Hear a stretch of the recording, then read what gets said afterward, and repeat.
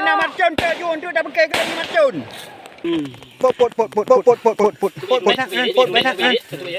Syeda Dalun, Muhammad bin Abu Bakar, 47 tahun, seorang petani di Gampong Didoh, Kecamatan Mutiara Timur, Pidi, selamat setelah diinjak gerombolan gajah liar. Peristiwa itu terjadi menimpa Muhammad Abu Bakar saat korban bersama rekannya berusaha mengusir kawanan gajah liar yang berkeliaran di kebun petani.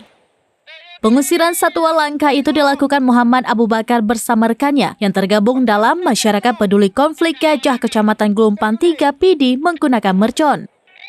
Namun ketika Muhammad Abu Bakar melakukan pengusiran satwa langka itu, kawanan gajah justru menyerang balik warga. Sehingga Muhammad Abu Bakar bersama warga lainnya lari menyelamatkan diri.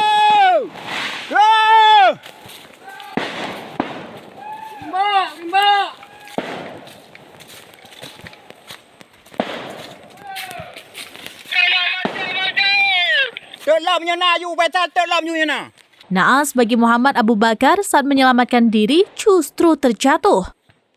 Kawanan gajah yang mengejar dari belakang sempat menginjak korban. Saat kawanan gajah telah pergi sekitar 300 meter, warga pun mendekat tubuh Muhammad Abu Bakar yang tergeletak di tanah dengan kondisi tidak sadarkan diri. Warga pun berusaha membangunkan Muhammad Abu Bakar dengan mengipas tubuh korban.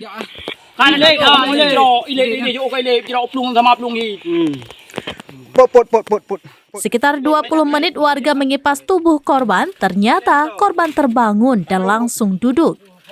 Muhammad Abu Bakar merintih kesakitan di bagian paha sebelah kanan. Korban akhirnya dievakuasi warga ke RSUD Tengku Abdullah Syafi'i Bernun untuk dirawat.